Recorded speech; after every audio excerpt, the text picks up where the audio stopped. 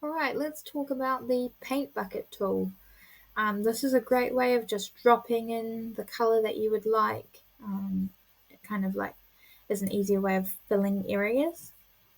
You can also do gradients, play around with gradients. I wouldn't worry about 3D material drop tool. It's not really what we would generally like to use. It looks a bit tacky sometimes, but if you want to play around with it and it works well, go ahead.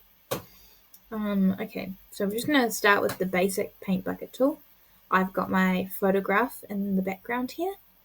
Now I'm just going to show you what happens if I just drop in a color. So going along to the right hand side where you should be able to see this color page. I'm going to just click randomly.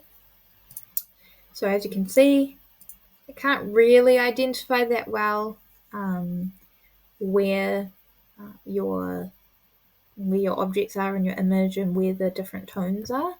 So it works better if you have like a plain block color. However, this can be a really cool effect just to paint bucket a photo. As you can see, this has kind of given an interesting effect to the image. So you can try it and see if it works for the image you've chosen. Otherwise, you really want something that's like just a bold block color. For example, it probably works quite well. Oh no, it doesn't. Never mind. So it works well if you've cut something out. For example, if we go quickly into cutting this out again. Sorry, it's going to be a little bit rough. Okay. And then what we can do is we can click and drag it. We can actually drag the shape around that we've made. And if I want it on a new layer, I'm going to have to go Layer, New Layer. I can name it City Block. It's a very good idea to actually name your layers so you can keep track of it. Then I can fill this in. So it looks more like a volcano than the city block, the building, but that's fine. So that's how you would sort of cut it out and then create a new layer and fill it. The other thing we can do is we can just simply add the color, and it will mean it's just in this area. So we can see how that goes over the top of the photo. And if we don't like it, we just have to click undo because we haven't done it on a new layer. So you've got to be very careful about trying to do that and then getting your photo and the drawing or the paint on top stuck together, because then you can't delete it. So make sure you have your original photo somewhere. Okay. But basically, the paint bucket tool is most easy with block shapes and things. So if we go new layer, square. If you don't want to use the shape tool to create squares, but you want to use the rectangular marquee tool, then you can create your square and then paint bucket drop that into there.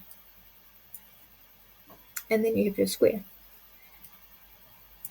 Now, if you also press Control Alt on your keyboard, it comes up with these two little mouse pointers, and you can actually click and drag,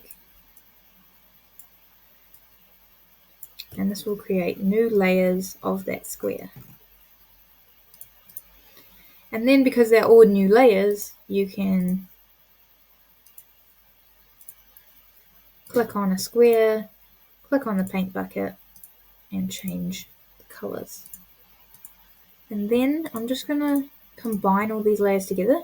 So I have held down Shift and then clicked all of the squares, and as you can see, the layers are all selected. I'm going to right click, click Merge Layers. So now this is one layer. And then I'm going to show you, so with Paint Bucket, I can still keep these colors different colors. Unless they are super connected like those two. So if they're a little bit apart, it works quite well, like the top two. But if they are connected, it will change into one color. But I just want to show you the difference between the paint bucket tool, which can change multiple different shapes within one layer, compared with the color overlay. So if we click color overlay and I click, I don't know, like a black. Yep, that's good. So now all those squares are black, and nothing I do, even if I'm on blue, nothing I do will change the color of the squares, which is why it's really great that you can use the paint bucket tool to change the colors of the squares, because if you use color overlay, then it's not going to work so well. Alright, so that's roughly how you use paint bucket tool. You can play around with it as much as you like. Let's have a quick look at the gradient one. So basically, if I just hide the effects and I click, and I can change some of these little squares, makes it darker, makes it lighter. I can even change the color to like a dark blue. So you can kind of play around with this. But anyway, if we're making this gradient, and then I click OK, and then I click on my square, you have to click and drag as to where you want the gradient color going. Since we're just doing the background for some reason. Maybe you have to make a square first. Yeah, you have to make a square first before you do this. But that's how you work the gradient one. But that's still within my layer. So I would actually recommend that if you are using the gradient, that you layer, new layer, gradient square, click OK.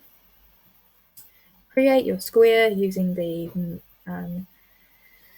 dotted square tool rather than the shape, and then go to your gradient, click whichever way you want your gradient to go, and there you go. There is your little gradient square. But if you're using Paint Bucket, the other way works well.